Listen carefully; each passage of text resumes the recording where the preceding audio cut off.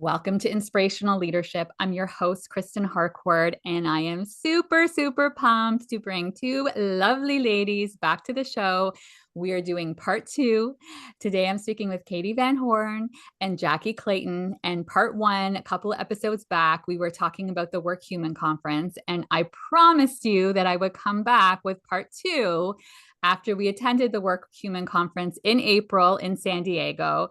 And I can just tell you it was amazing and such a wonderful experience on so many levels. First of all, seeing these beautiful women who are on the show today, but also just the speakers and the content and where they went. And so we're going to talk through some of the highlights, what really jumped out at us, what resonated, what we were surprised about, all of the stuff. Who wants to start? Well, I want to start. I like what you said, I thought was really great. And of course, something that was a little bit different. As I'm a DEIB practitioner, but me and Katee kind of swapped where we could. It's like, you go to this one, see what you bring back, and we can go to these other spaces because that happens. And I was really excited to see Esther Weinberg did something called Pivot Ready.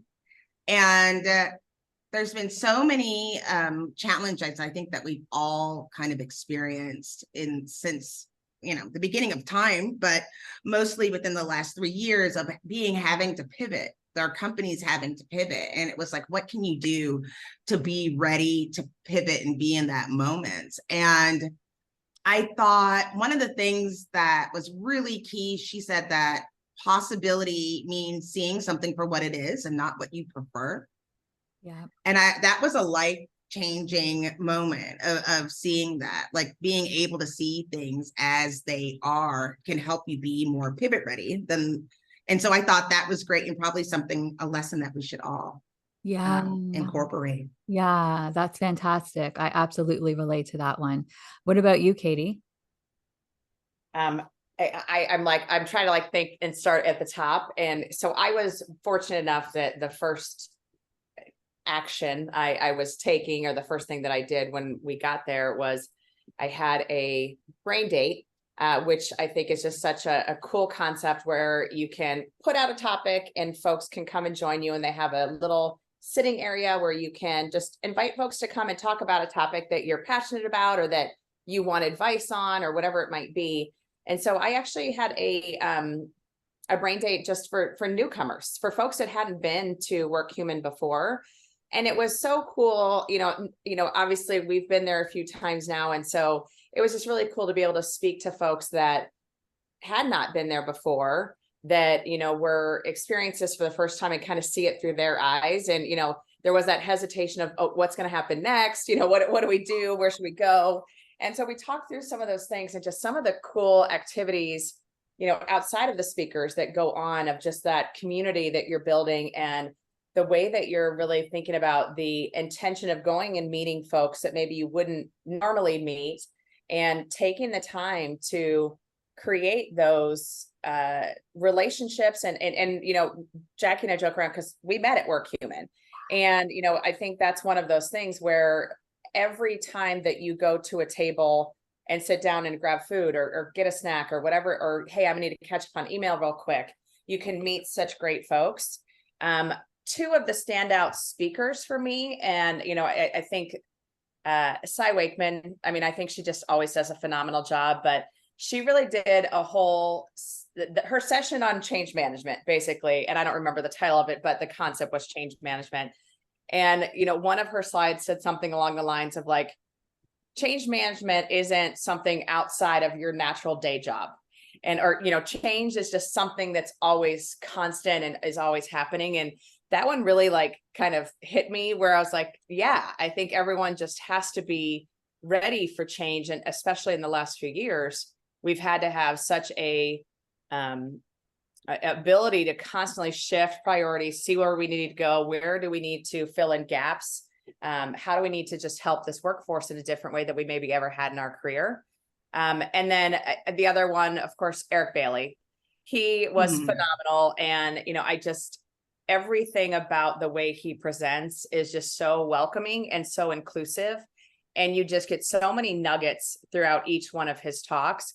I only saw the first one, because we had, I actually went to Psy, but during Eric's second session, but those two were two that were phenomenal. And then I would also say kind of the after hours activities of, Psy and Eric actually met for the first time in real life, because they, had both spoken at Workhuman multiple times, but they were actually able to connect in real life. And that was kind of cool as well. And just being able to catch up with people, but also getting to meet folks that I had not met before. And that's, again, we talk about that all the time, that Workhuman is such a place to meet folks and grow your network and just have other people that are dealing with the same stuff. And I'm going to stop talking now, because I could keep going for like another hour just on what I like. I think I went to Eric's second session because I had something else for the first one. And I loved Eric too. That was my first time actually getting a chance to hear him speak. But I think that way he really invites people in, and also him talking about this work and how he wants to do it. And some of the ways he talks about even the way you word things, like when he was saying, when you're just saying bias training, you're already creating defensiveness, and him really wanting to invite people in to have this conversation. I loved him. I think, Katee, you heard the first day, Reshma Sojani.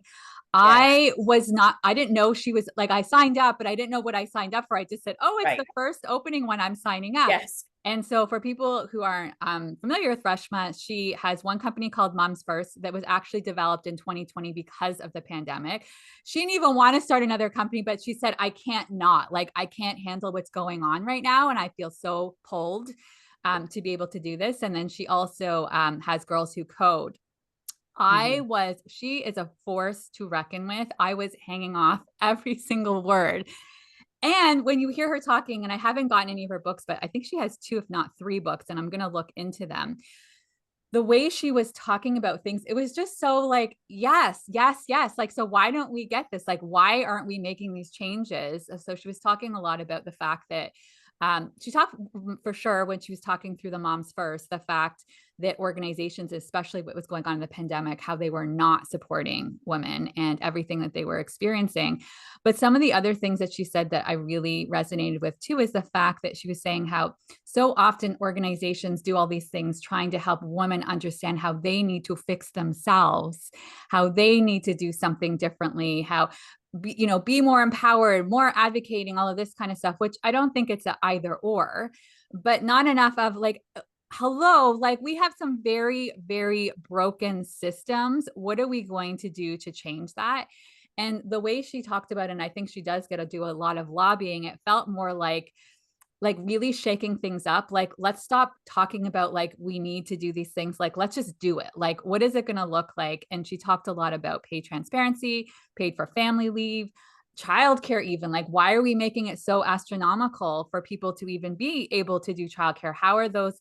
So it's like the mom is making a decision. It's like, well, if it's going to be this, then I might as well just stay home and not be at work because these astronomical charges. So I have to say, just her spirit and the ways she positioned it, I was like, okay, where's the organizations I need to go into and fight with right now? I'm glad you said that. I put something on LinkedIn just a second ago that was like, you can't have it both ways. You can't ask people to bring their whole selves to work if that means they have to change their whole self in order to work. Like, you have to be able to look at these things and the systems that perpetuate this discrimination. I was looking at a kindergarten teacher, a friend of mine, who said that the kids are going to be so behind because they haven't developed the muscles to be able to write, because during the pandemic they weren't in preschool where they practiced picking up blocks. Majority of children will learn how to work with keyboards and doesn't use the same muscles, right? And it's like, dude, like we have to be able to build what's right. And in order to go to these schools now, you have to pay astronomical amounts of money, and yet we still have pay disparity. And it's like, you can't have it both ways. And it really is going to take people making a move and stop talking about it, like you said that she related to. And I want to call out one other session just because I think it was also extremely impactful, at least for me. Cam Ward, who leads Black Men in Tech, excuse me. and Misha Ann Martin have done some research, and they were able to share some of the research that they did with Black men who work in a technology role. And their research was disheartening. Like it was really a gut punch. But it was also I'm so glad this conversation is happening and that people are able to hear this conversation. And I wish more people would get to hear it. And we actually were able to have Misha Ann on our podcast, which was awesome. And you just saw like data and information that has never been talked about before about, what Jackye just mentioned, like how authentic can Black men be in the workplace? Not really. And, the code switching that has to occur and all of the different challenges that our Black men go through. And it's interesting. It was interesting to me because, as you're talking about Rashma's talk and then talking about some of the data from the research that was done by Misha Ann Martin and Cam Ward, it was very similar or some very interesting kind of red threads between all of it of, you have Black men supporting not just themselves, but a family or, multiple generations of family. You had other things that were going on and, how that impacts the day in and day out. Mental health, is another issue that just is not talked about and has been, historically kind of frowned upon in those communities. And it just was it just was amazing to just hear some of the data and know that this work is being done and how it will impact future workplaces. And so that for me was also just another one that was like, wow, like it, you walked out of there and it was one of those, like, I need to go sit with this for a minute and think about what to do. Like it kind of like, for me, it was, Rashma, it was like, okay, this is what we need to do. Let's go. And then the data, that was shared, it was oh my goodness, we have so much work to do. So I will say, it wasn't a gut punch for me. I'm always like, what are y'all people doing? What do you mean was a gut punch? What are you looking at that you thought, and the royal you thought that this was a great place? No, not just you, Katee. The royal, and I like saying royal because it's kind of feels fancy. When instead of saying all y'all, that sounds country. When you say the royal you, but it's like, this is the way I always think, how did you think this was going on? Like, because it goes back to all of those things. Like we already know, like if people aren't safe enough to like just wear their own hairstyle at work, then we know that people aren't able to fully be themselves. And what's disheartening, the part that's disheartening is, to me, was that it was a very small sample size. It was interesting information, but it was a small sample size. And so the gut punch happened when so many people, even though this was not taken, the data in the survey was not put in a place from work and of work. The study was going to be confidential, but not anonymous, meaning there would be potential way to tie back the answers to the questions to the person who answered it, even though you'd have to really want to find out who this person is. And so because of that, the sample size was very small. And so from that, I always think, oh, the part that I get stuck on, and maybe it's because I'm a Black woman, it's like, okay, now we're asking the questions because we want to do something. And it's always disheartening to see that people are not in environments where they feel safe enough to share all of the information so that we can build more systems and programs. But they did bring something that was really interesting that came up that I think about quite often, was having a Black man in leadership and then having a white woman report to that Black man. That white woman still has more power over the person who's a Black man just because of the way that game is played. It has everything to do with internal politics and what we're willing to accept. And he told a story about people being afraid of him just for being a Black man, even because he stood up during a meeting because he had to stretch or whatever. And those are the things that are like disheartening that I don't see. The data wasn't a shocker, but those parts, when you talk about real stories, changes things from the data into a person. And so I think that part was pretty touching. Yeah. Yeah, I got a chance to talk to Misha Ann for quite a while as well. I didn't get to go to her session, but she was talking about how excited and passionate she was these conversations are happening. There's more data to support it, and her being able to share this research. And I think she has plans and goals to be doing a lot more of this, which is important. One of the other people I'm curious around, Jackye, I know you were really excited to hear her speak when we talked in part 1 about Lovey. What did you think of Lovey's talk? And Jackye has frozen for a second, so I'm going to ask you, Katee, first. He has no thoughts on the matter. No, I'm just kidding. Lovey was amazing. And I think, when the call to action of let's all be professional troublemakers, and the way that, and kind of what Jackye just said, the storytelling that comes with the way that she shares information and gets people fired up. It was another talk where it's okay, let's go do all the things that we need to do to change the workplace, to make it a spot where folks can come up with ideas and can iterate and can do all of these things. And I just thought she did a really great job of, the whole concept of not calling people out, but calling people in, but also of being that great leader to say, I don't have all the answers, so I need you to check me. And and saying that that's what she does with her team of, I want you to say, hey, what am I missing? And kind of that whole growth mindset and some of the things around psychological safety, how she's creating that in the spaces in her team, and how we should also be doing that. That was also, I think, first of all, I love her. By the way, she's tiny. Yeah, she is.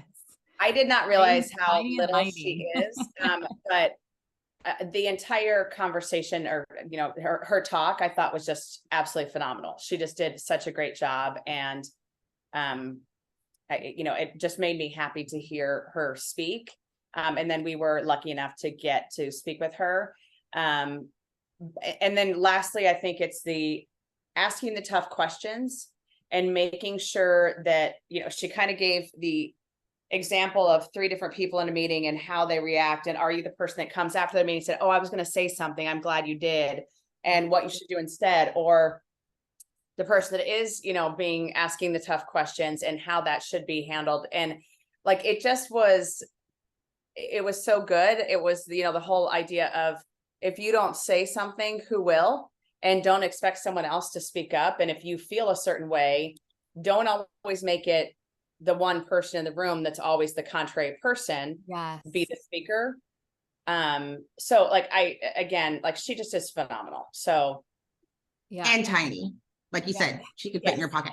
I don't know if you talked about the micro appreciations, because I think that's where you're going, where she was talking about micro appreciations, where it's the person like in the Slack channel that's like, oh, I'm so glad that you said that, but didn't say anything in the meeting. And I've been that person. I'm guilty of being that person before. Like, oh, I'm glad you brought that up, because like I was too afraid to bring that up. Yeah. Now I'm like, for an opportunity to jump in. Oh, yeah. I'm just breaking up all over the place, aren't I? You are, but it's okay. We get it. And like, I think it is how do you, again, create those spaces where folks feel like they can speak up? And if you're not going to, who will? Mm-hmm. And I just thought it was, just very good lessons. And it was such a power. I think she spoke for an hour, and it was just powerful punch after powerful punch of like, here's how you can do that. And here's how you can be an ally. Here's how you can be an advocate, how you can really speak up and ask those tough questions. Yeah. And also like making sure it's not seen as you're a jerk for asking that question. It's like, oh no, we should really talk about that, and we should think about that. And so giving that space. The other one, and this is going back to Reshma, and I just was reminding of it. And this was more just a funny one. I don't even know how we got to Super Bowl commercials, but she said, I want to see a Super Bowl commercial next year that's Steph Curry and LeBron James doing laundry. Yes. And that one that was just so like, I'm like, yes, like normalize that domestic tasks are everyone's role, not just, the female in the room or whatever. And so that was another one. And sorry, I know we were on Lovey, but that one I was reminded of that one as well. I know, I forgot about that one. That one was really, really good. And it reminded me too, because we forget about all of the emotional labor, all of the unpaid labor that people don't even think about, the invisible labor that happens with all of that kind of stuff. And yeah, I really really enjoyed Lovey and her energy, and the fact that she kept saying this message around being the professional troublemaker is about you being part of the change. Like, it's about you being the change that you want to see in the world and stepping up in that way and having those daring and courageous conversations. And I, like you, Jackye, really related. I'm sure I've been the one that's done it before too, but I can tell you so many times where they come up to me afterwards and say, thank you so much. Thanks for bringing it up. And I always say, yeah, no problem.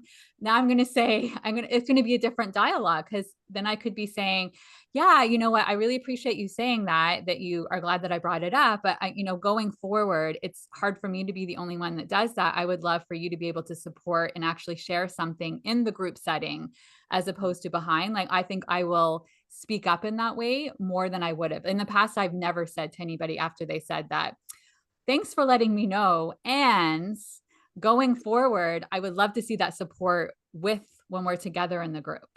Thanks for nothing. Just kidding. But it's true. I mean, I think that there's a lot of, you do want to support. And it also helps people with that feedback of sharing and being able to share more things in these places, because I think that like you were talking about, the unpaid labor, it happens on all levels, and there always seems to be a fear of the one that's like publicly wrong, right? So that means that we're not creating an environment where people can be their most innovative and safe to share all of these things. And so where would we be if people could go to work unafraid? Yeah. What would happen if we could go to work and actually be our true selves and feel safe, or that we could say something that was different, or when we started praising the person who asked a lot of questions instead of getting upset with the person who's asking a lot of questions, because that happens a lot too. But I did love the professional troublemaker. I think I wanted that on a shirt, and I love that it did like a kid's book, for these kids to learn about doing those things, because that's what it takes. I think we learn these lessons very early on, on our roles, and knowing our what we should say or what we should not say. And we just started seeing, I think in the last 10 years, more change in that direction. So I was glad for the reminder. Yeah, I really thought so too. What jumped out at you from Esther Perel? I love Esther. I hated Esther before, and I love her now. I fully was like, tell us more, Jackye, tell us more. Well, it was just like all of the, I think I was just so mad. She has a whole thing about that she was talking about within the relationships, and so some of her advice is pretty hardcore when it comes to like your personal relationships, and so it's probably something I needed to hear, and that's why I hated her. So there's that. But then when I started thinking about, there's something that she said that really has always resonated with me, that you look at your spouse or your partner to be everything. So you're looking at your partner to be your best friend, your most intimate lover, your confidant, you're like someone who takes care of you, all of these things. And that when something goes wrong, you're willing to give it all away. And that people are willing to get a divorce, not because they don't like their husband or they're not appreciative of their marriage. They just think they could do better, right? And then crossing over to work, about how work now has to be all of these things for people. We have to validate you. We're listening. We want you to feel safe, like you belong. And then you want to look to it for your social connection, for your political connection, for your volunteerism. Like you expect your company to do all these things for you outside of the core job. Like a majority of the things you want your company to do for you has nothing to do with your personal production at work. It's like, and it's changed. And it's like, what do we need to do in recognizing those pieces at work? I think was really eye-opening, because it's true. Like we always are talking about connection and how do we connect? And nobody's ever said, why do we feel like we have to connect? Like, you know, again, it's like, are we supposed to be best friends? Are we supposed to just work together? I don't think we figured it out, but I do think employees really depend a lot for their personal validation to come from work, you know, and those of us that are really stingy with feedback, you know, it makes it really hard. Like, oh, if I don't say anything, then this person's going to feel upset and then look for another place to work. And then it's almost becomes disingenuous. And how can you have real connection, and where do you draw the line? I think that was really interesting. And I got very excited. I got to meet her and I gave her a hug. I didn't know what to do. I almost panicked. I remember seeing that. I know. Well, I like the connection that she's making for everything that she talked about personal relationships, because I think even when she came on the scene, and she's been doing it for over 30 years as a therapist, Yes. but really started to be out in the scene and getting worldwide acclaim. There was so many ways she was approaching things that I thought, like, you know what, this really makes sense. And it's a conversation that we're not having. And it feels like she's now translating and bringing some of that into the workplace in terms of those conversations, and even just naming stuff that's happening that it hadn't really been named. Yeah. So people are looking for their needs there. They're wanting to feel purpose and meaning. And the other thing that I really appreciated with her work as a therapist is her saying, oh, and by the way, people bring all of the trauma, little t or big T, that they've experienced Yes. throughout into the workplace. And I've always said, like, I know that part of my work is actually to help with healing. And I'm cognizant of saying that in the workplace, because sometimes they're like, well, the workplace isn't about healing. Well, yeah, because it is. Like, there's all this stuff and triggers that show up. It's an opportunity for people to learn and grow.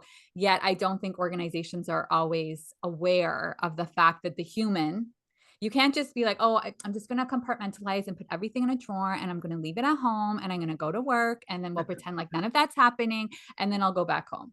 That's also not realistic. And if we think about from a mental health perspective as well, that's multifaceted as well with everything people, not just the pandemic, it was happening before the pandemic, but so many different things that people are experiencing. It's very intense. I agree. And there's something else that she did that I think was another life changer. Like, it was another little aha moment, is when I told her, I was like, oh, wow, you did really good. I don't know, because I was nervous. Like I told you, I was like fully about to have a panic attack as I'm embracing this like world-renowned therapist. And she said, thank you so much for saying that. I love it when people say that. I work really hard to give a good presentation. So when people give me positive feedback, that makes me feel really good. And I was like, I don't think I've ever said that to anyone that said good job. I've either discredited myself or been like, oh yeah. But I mean, it's like, it was nice to hear that approach. And so that's something that stood with me that I don't think people on stage would have seen. But I thought that was really interesting and great that I'm going to try to incorporate in my day-to-day. Yeah, I agree. Did anything jump out for you, Katee? So the theme, and I don't even know if she was trying to do this, but kind of what I heard around, the relational intelligence, relational energy, and, how crucial those are to creating a work environment where folks can actually drive innovation and be even better every single day. And so what kind of struck me when she was talking about those things, I'm like, it's emotional intelligence is what she's really talking about, but how to do that in relationships at work, in relationships at home as well. But it's how do we think about those interpersonal relationships and make sure that we're doing what we should and giving out the right energy, giving out the right interactions so that we can actually, have, these complex things that are going on within work, to make it okay and to make it something that people can be successful at. And it just was really fascinating to me. I'm with Jackye. I think she is phenomenal. And, I've been fortunate to hear her a few times now. And I think every single time there's just a ton of things that you take from it and go, I can totally implement this in my life tomorrow and be a better human. So I love that you said that. It's like, and she's different. I mean, we've seen a lot of keynotes throughout the Workhuman's history. I think my first hesitation was like, how is this relationship specialist? Right. going to have anything to do with work because we don't have relationships at work, right? I'm like, oh my God, Jackye, like you need to see your therapist again. Like, this is you. I keep seeing all these things where it's like, I am the problem. I think I should hang out and read Esther more. Because the stuff that she says is so clear and it's so not complex. Like, there's been other speakers where it's like, oh, I really get it, but you're asking me to reduce my ego and I don't really know how to do that. Or you're asking me to be more vulnerable. And I'm not sure if I can buy into that. But to say, but I can fully understand, you can see yourself and others in a lot of the things that she's doing. And so I started looking into that a little bit more. I did also, I wanted to talk about, there was somebody who brought something up and it was called the Marvel model for DEI. Now, so maybe the Pixar person? No, it wasn't though. Oh, okay. But what they did, which was interesting. Now, the person who spoke, I can't remember the guy's name, but what he brought out that I thought was really interesting from a DEIB practice was taking the Marvel approach, meaning making sure everything has like a proof of concept, like you're working towards a similar goal throughout all of your different DEIB activities. And so that you can have a common thread throughout those, versus Pixar, which it was like all of these are individual, even though I subscribe to like the controversy of Pixar, thinking that they all are related. So it was hard for me to connect. If you've only ever heard the conspiracy theories, I'm a Pixar conspiracy theorist. But I did think that was something that I wanted to come home immediately and implement. Like, are all the things that we're doing, all the various activities, is there a common thread? Is there a goal that all of these are buying into? Or are we doing them on an individual basis with no goal in mind, hoping that we get to those results? And so that was something that I had never heard before, expressed in that way, that it made me really reevaluate all of my programming and think differently, which is the goal, right? When we go to these things, we can go, wow, I need to look at this better and I need to make change. So that was worth it for me. Yeah. No, that's cool. That I didn't see that session. But I love when you have those takeaways. Like, I also feel like what you were saying too, Katee, around the emotional intelligence, I kept on seeing that theme over and over again. I saw also, I don't know if either of you saw, Simon Alexander Ong. He talked about energy and connected a lot about, emotions and its, emotions and how that impacts in being in humility instead of ego. Claude Silver was there, who her job title, which I love, is the Chief Heart Officer. And like, she's someone who, I mean, Gary Vee, like he completely, like she sold him on, she worked with him previously, was in marketing for a while, and then thought that she was going to leave. And then he started saying, this is where I think the company's headed. And she said, if I'm going to work, this is what I think it looks like. And she was very clear. She's not HR. She doesn't have an HR background, but she was really focused on what it looks like to create a humanized workplace, and being able to constantly ask, like, even in terms of their measures aren't just about business outcomes. Measures are about, like, how do the people feel? Do they feel like they're continuously getting to feel the purpose, the meaning, they're growing, they're evolving? Which also reminds me of Cy Wakeman, who said the same thing. It's not about bringing your whole self to work, but also your most evolved self to work. And she was talking about this more when people are like, well, I can't help it because I'm just being my authentic self, and this is how my authentic self is. And she's like, oh, no, your authentic self doesn't get to go around yelling and screaming at people. Like, that's not, we want an evolved self. So I felt the theme around the emotional intelligence was around, there's just too much focus on IQ and technical skills and this business acumen, all that kind of stuff. Consistently, I heard with all of them. And I love with Claude, because she's doing it within the organization, and their measures for the organization and where they're going. They're not just looking at the measures of business outcome and profit. They're looking at the measures from the humanity piece and using that as something that they're looking at every year and taking very seriously. And I think that says a lot about the organization and where they're going when they start to put that into effect. I love that. Yes. And I think that's one of the other pieces that Misha Ann Martin talked about during, her talk is there's stories behind each of these numbers. There's stories, and these are real people that we're talking about. And it's, how do we circle back to that humanity? How do we circle back to being able to use emotional intelligence, reading the room, whatever it might be, to, gauge what do people need in this moment and how can we best help or best support them? So that was, I throughout the entire conference, it was, I think what we previously have called like soft skills, but really it's just how to be a human and Human how skills. to actually interact, human skills, and how to interact, which works because it's Workhuman, but how to actually have those conversations that are real. And also the Cy Makeman one of the hey, yeah, let's not weaponize being your authentic self, because that I think is definitely happening, or say, oh, I can't be my authentic self. How do we get to a place where everyone can be themselves, their most evolved self at work, and actually create change that's positive? I feel like, in counting the humanities, like you were saying, is so key, because for some reason, people keep getting this confusing of everybody has to be this one thing.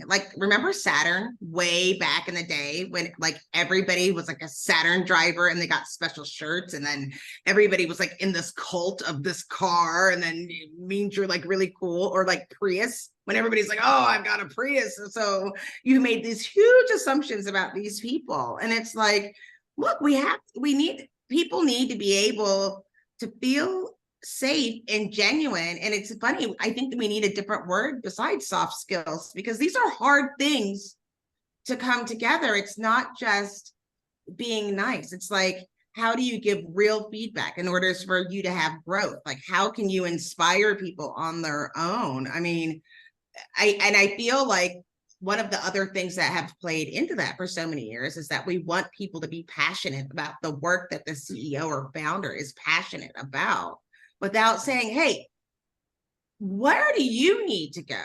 Let's figure out what you're good at here, because then the passion comes later when you can see your successes and you will continue to grow and be successful. And then that it's amazing how people change. And again, this kind of this tracks, right? That when you're getting the recognition for doing good work, and you're able to talk about those things, and people like your work, and if not, they're able to tell you exactly what change is needed, from a work perspective, not a personal perspective. That you can, you become a better person, you become a better self, you become a better coworker, you become a better, partner within inner departments, and it's putting that together. And I think there seemed to be a push of trying to change who people are. And I still think that's what people are trying to do, trying to force and create this inauthentic, That can't be the goal, right? Even if you think about the bigger vision and purpose of the company, each individual has their own personal purpose that's getting them up in the morning and making them feel that sense of aliveness, that they are contributing in whatever that way. It's something that I love to do with the leaders I work with, because I'm working with a CEO right now, and he even recognized that it's so focused on outcomes, but not enough focused on what's my personal. And, he's getting into a stage that he realizes in his 20s and 30s, he didn't really ask himself these questions. And now getting into mid to late 40s, 50s, he's recognizing there's something else that's driving this. And this is the place I want to work, where I know I'm contributing to that. And it's something bigger than myself. And I think each individual, what that looks like is going to be different. And also them know it. And I also think what's really important, you said, Jackye, is everyone is going to have their own gifts and talents. And when they're in that zone of genius and feeling that flow, I think the goal is to help each person figure out what that is for them, because then first of all, from an organizational perspective, if we want to get into productivity and business outcomes, guess what? It's going to be higher, because they're doing what they love to do, but they're also feeling that sense of fulfillment. They spend so much time at work every day. That's right. That's right. And I think that is part of it. And I think we're going to see, it'll be interesting to see in the next couple of years as we're seeing more organizations push to bring people back in the office and seeing the resistance of forcing people to go. I mean, that's where it's like forcing people in boxes and cages, where some people appreciate that, but seeing what happens overall for organizations that we can study where they've decided to go back into the office are the ones that decided not to go back in the office, of being a complete person, as well as the innovation that comes out of those environments could be interesting. I think it's going to be interesting. We don't know what's going on. Right. It's the future of work it's an unknown exactly how it's all going to. And also I wanted to say something to circle back with one of the other things you said around the recognition piece, because Workhuman is talking so much about recognition. There was a stat that Eric Mosley said that really jumped out at me when he said 43% of this is through research that they've done with Gallup, and they've done lots and lots of research. 43% of employees feel invisible in their workplaces. I mean, that's something that we need to pay close attention to. If people are feeling invisible, I think it circles back to what we were just saying. They're not feeling recognized. They're not feeling like that someone's recognizing their contribution and seeing their gifts and talents and what makes them unique. And this is an opportunity. I always like to see the possibilities. This is an opportunity for organizations to ask themselves, well, if what are we going to do differently to make sure that people are feeling recognized and seen and valued? Right. Absolutely. And I think that's like, think about 43%, like 43% of your staff does not feel seen, like just letting that sink in for a minute. And what, like who, like that, you just start to go, okay, let's get 100 people together. Almost half of them don't feel seen here. And what are we doing wrong? Because that's clearly that we are doing something wrong and we need to make some major changes. So yeah, I did appreciate that there was so much of a call to action and let's go do the things. It wasn't just here's data, good luck. Yeah. It was, and here's some ways that you can do this. So I think all of the speakers did a really nice job also of giving ideas of how you can do this differently. And, you know, I'll go back to Sai because she had templates that she literally was sharing of here's the template to use to do this discussion. Here's the template to use to do that discussion. You can download them from my website or from, you know, I forget where it was, or take a picture and copy it, you know, whatever you want to do. And so like each one of the speakers, I think they gave good information, but also good, how do we actually make this real in our organization tomorrow? Yeah. Yeah, I think that's right. what Workhuman Conference does very effectively, is create a space where you're learning a lot. There's lots of connection and community, but now you're taking this and putting it into practice. And they're curating speakers who are going to want to give back in that way and add value and be able to make sure that that information is being shared. So that you can actually take this and apply it. Like the goal is to like set everybody up for success here. And they did workshops this year, which was different. Yes. That was multiple hours where people could actually build something that they could take back. And I think that was great. I'd like to see that evolve even more on who gets selected to do those things, what types of things are going to be relevant in that space that you're willing to spend a number of hours of something that you really want to work on. Yeah. That's where I started. And I forgot to mention that it was the workshop about the pivoting. So that was probably why it was the most impactful. But that was something that was really great. That was a really positive change. Yeah. Ladies, I know that we could talk forever because we love everything Workhuman, and I'm so glad that we could connect again. Everybody who's been listening, I hope this has been really helpful for you. I can let you know that Workhuman is happening again next year. It's in April. It's going to be in Austin. I hope to see you there. I will send more information in terms of a link to the website to Workhuman for anyone who's thinking about it next year. Or I would just suggest go check out the dates and make sure you put it on your calendar so that it's blocked off so that you get to this conference, because you get to meet both these amazing Katee and Jackye in person and a whole bunch of other people. Jackye and Katee, thank you so much for being here today. Thanks for having us. Thank you, Kristen. It's so good to see you. So it was so nice to get to see them in person in April and do the in-person hugs.